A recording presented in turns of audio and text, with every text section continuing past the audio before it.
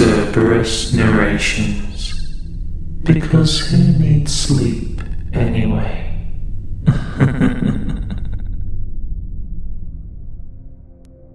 This happened 2 nights ago, so I'm still replaying it over and over in my head.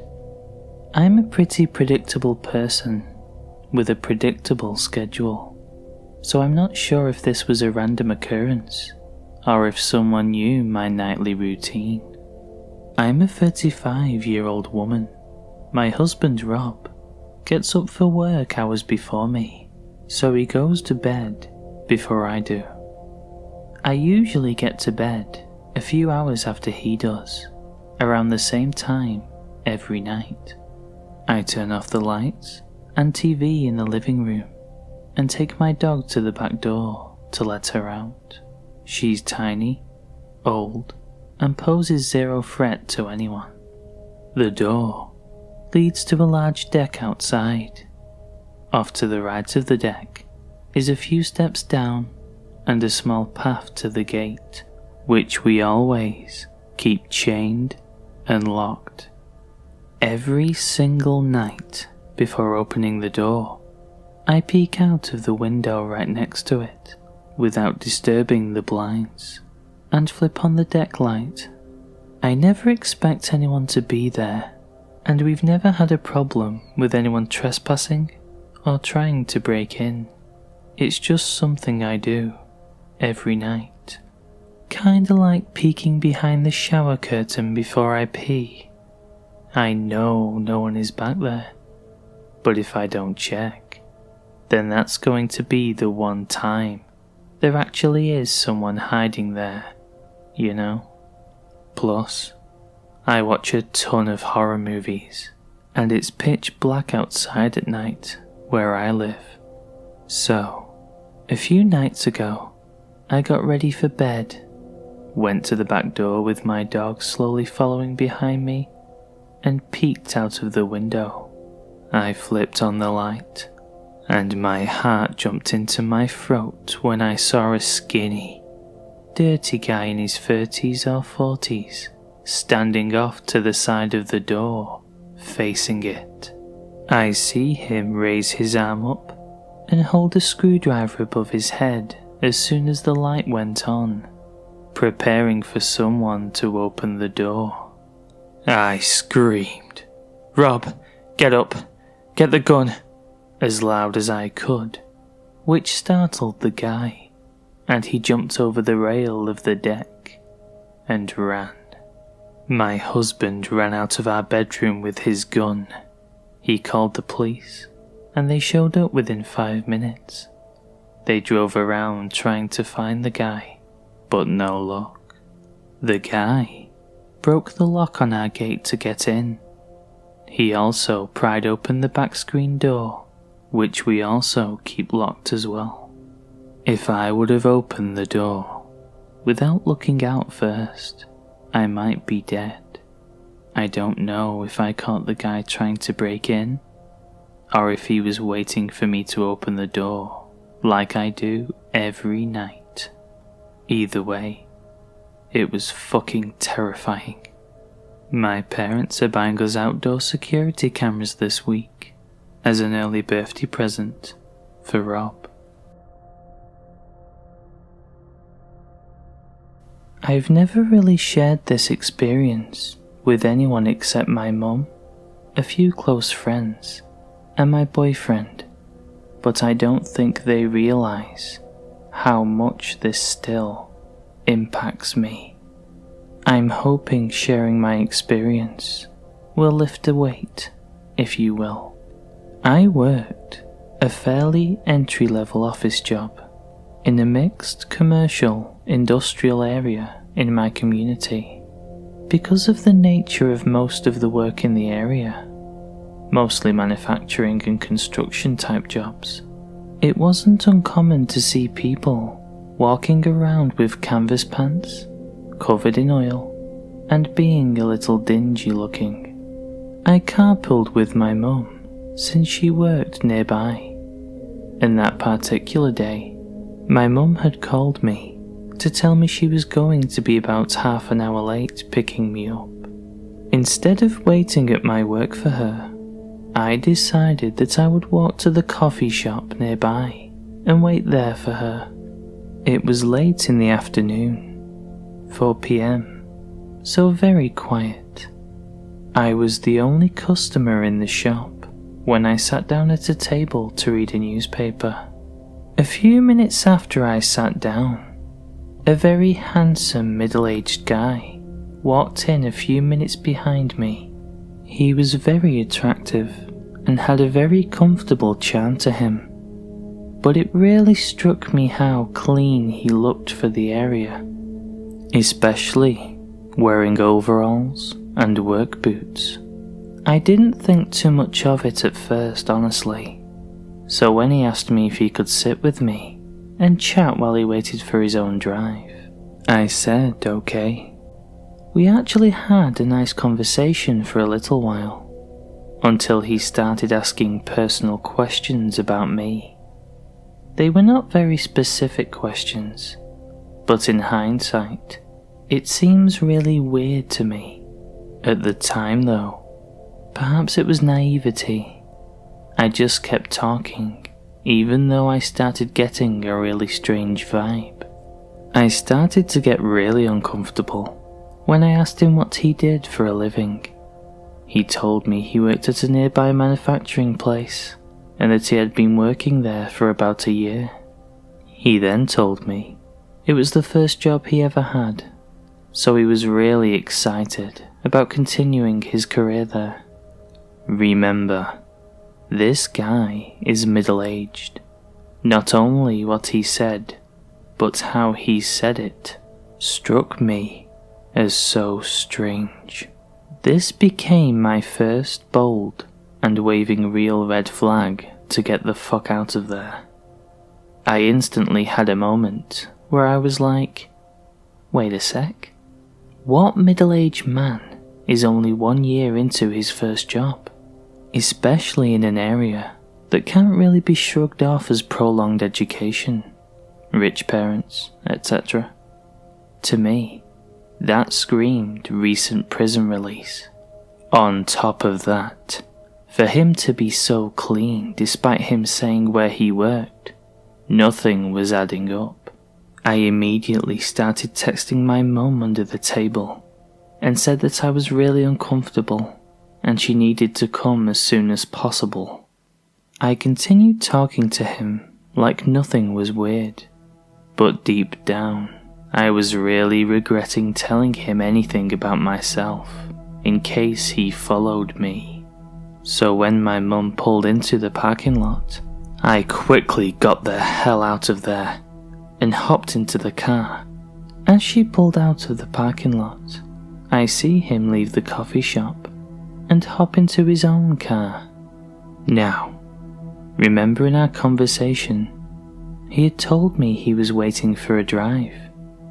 If I had have been paying attention to him as he came in, I would have realized that it was a lie, and he drove there himself, and would have avoided the whole situation.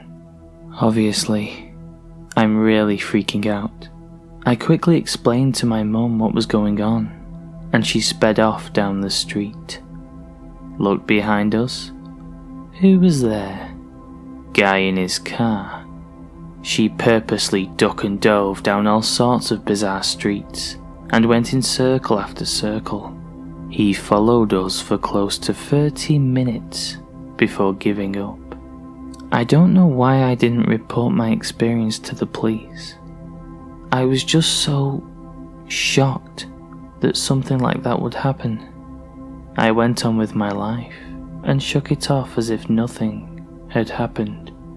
About a week later, my mum picks up a newspaper, only to find that on the front page there is a picture of this one and same very handsome man. He had kidnapped a woman and shoved her into the trunk of her own car, drove her about 200 miles to another city, forced her to take all her money out of her bank account, and then abandoned her there with no wallet and no vehicle. If not for my mum, I could have been so screwed.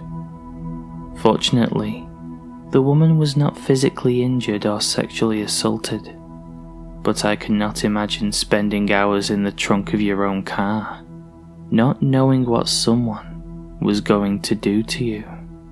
It's been about 7 years since this happened, and I still have some serious trust issues with strangers.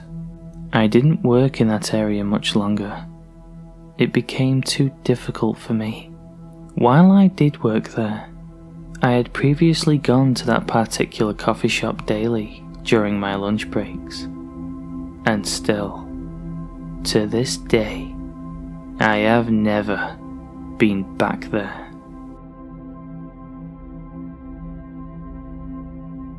So, I turned 16 exactly 3 weeks ago, but I have this weird habit of rounding up my age months before my birthday, meaning I've been saying I'm 16 for a few months now.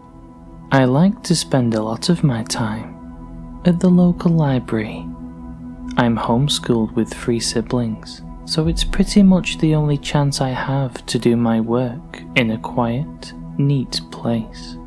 About the beginning of this last summer, I noticed some guy was at the library every single time I was. At first, I thought nothing of it, as there's plenty of people I've noticed coming to the library regularly. But one day, I noticed something way off. I had finished all my schoolwork for the year, and was just dicking around playing games on one of the library computers, when I noticed the same guy sitting 2 computers down from me. I smiled and nodded at him, then continued my game. The internet on my computer started going off, so I switched over to the other side of the computer desk and logged on to that one. Lo and behold, creepy guy, who I'll refer to as CG from here on out, switched over to the other side as well, sitting right next to me and staring at my computer screen as if I was blind and wouldn't notice. I immediately got a bad feeling about this and texted my mum to tell her I'd be stopping by the pharmacy next door to pick up her prescriptions for her, just so I'd have an excuse to leave. Apparently though, CG wasn't done yet and followed me outside. He stopped me right outside the library and asked me for my name and how old I was. I told him my name and that I was 16 years old. He informs me that his name is Jonathan and he's 46. He then proceeds to tell me I'm one good-looking 16-year-old and walks away. This dude looks about as stereotypical meth user as you can get. Scruffy beard, gel-spiked hair, dirty band t-shirt, and ripped up cargo shorts. So, I just figured he was your run-of-the-mill creep. The next day, I had a writers group meeting at the very same library, so I left my house and started walking for it. I'll spare you the tedious details, but around halfway through my walk, I noticed CG following behind me on a bike. I was creeped out, but I didn't want to seem crazy, and I simply chalked it up to him walking the same way as me. To be sure, I ended up taking 2 right turns, both of which he followed. I was officially bugged out, so I turned onto our town's main road, which led straight to the library. He followed me the entire 3/4 of a mile there. At some point, I don't remember, I pulled out my phone and texted my girlfriend what was going on, and then called her until I got to the meeting. When I got to the meeting, I explained to the group leader what was going on, and she offered to drive me home afterwards. 2 hours later, and we leave to see CG still waiting outside the library, glaring at us all the way to the car. A few weeks went by without a CG encounter, so he was all but forgotten by me. Until the day he proposed to me. I was walking home from the grocery store with some snacks, when I noticed him sitting outside the laundromat I pass on my way home. I groaned internally, and decided ignoring him was the best bet, until he ran after me. I can't remember the word-for-word conversation, but it went something like, "Hey? Hey? How old are you now? Still 16? I don't believe you." Now, I have no idea why I didn't just knock him out then and there, but I didn't, and instead, I pulled out my student ID and showed it to him. What he said next, I'll probably never forget. "Oh shit. Well, are you emancipated?" "No." "You should get emancipated." "Why?" "Because then you can marry me. I promise I'll take care of you, and our kids would be so cute." I booked it out of there, and after a couple more incidents of him following me around, he sort of dropped off the map.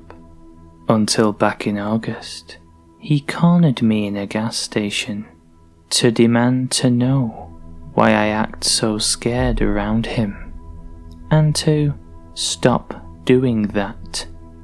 I haven't heard from or seen him since, but to this day, the idea of him freaks me the fuck out.